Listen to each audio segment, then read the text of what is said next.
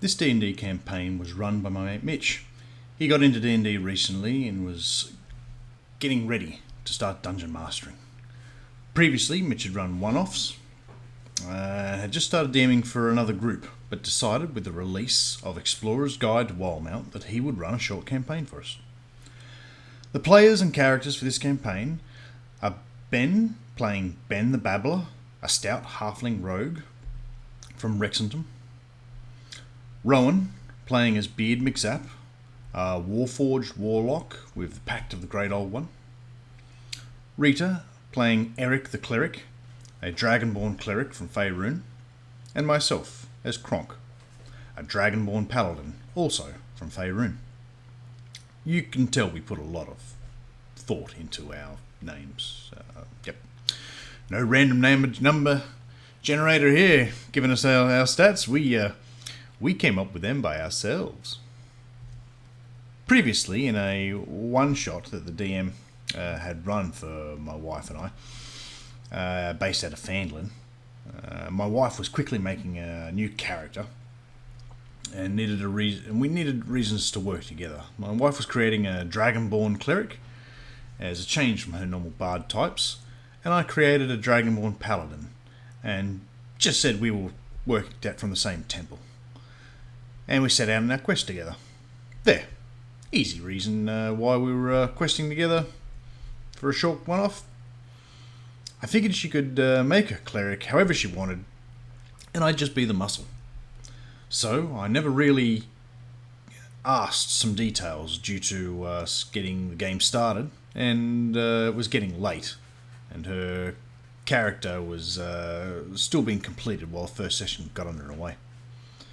When the DM asked me what my oath was as a paladin, I had to quickly turn to Rita and ask her, what deity did you choose for the church we come, your alignment and everything for your character?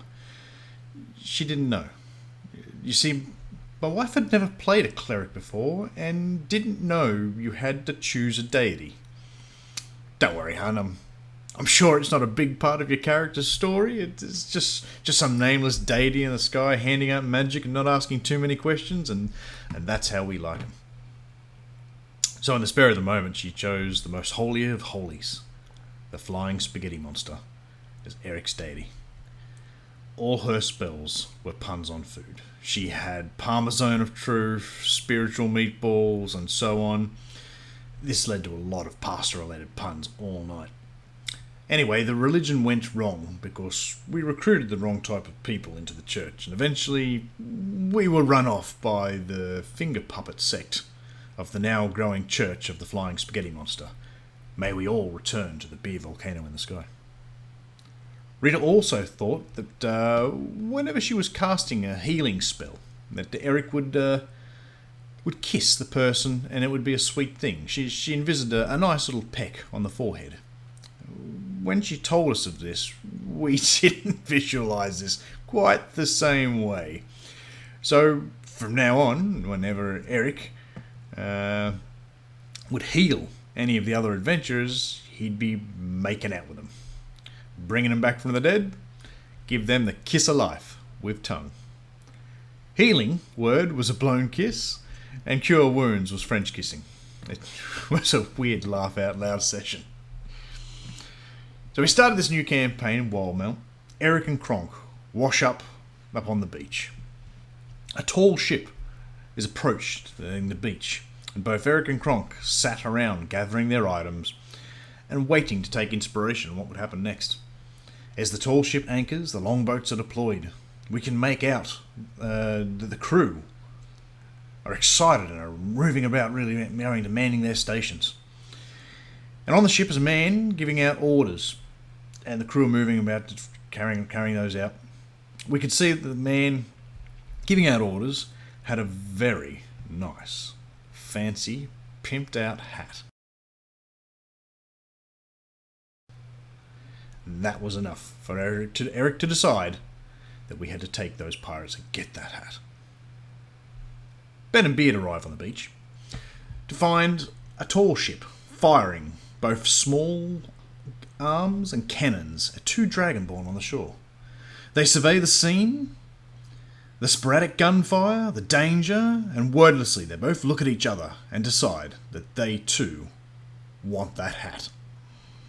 The DM don't think was expecting this sort of behaviour from us and realised he might have made a mistake in his description of an NPC's dress. He just wanted to move out, make out the captain, and the ship was setting its entire crew out to get us moving, to give us some direction. It's just too bad he described the captain's hat and all its awesomeness. We zap the unimportant man under that fancy hat with some spells, and the DM realises that we're going after that hat.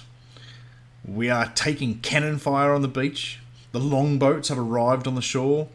Eric has bitten someone to death in trying to get down to the shoreline to start swimming out and re-erecting one of the longboats. So as a mercy to us, and to get the story moving, the DM quickly decided, and not to TPK the group in the first 30 minutes, that the wind picked up, grabbed the hat, and blew it onto Eric's head. Never has a more bitchin' hat been worn by such a sweet-ass dragonborn. We had the hat. It was now safe to run for it. Beard the warforged leads us to the cliffs where he knew there was a cave system. Beard had been in the cave system before and was able to lead us through. And after a short snake encounter, we made our way out of the caves and headed north towards the nearest town of Nicodranas. And that is where we'll leave this session until the next one.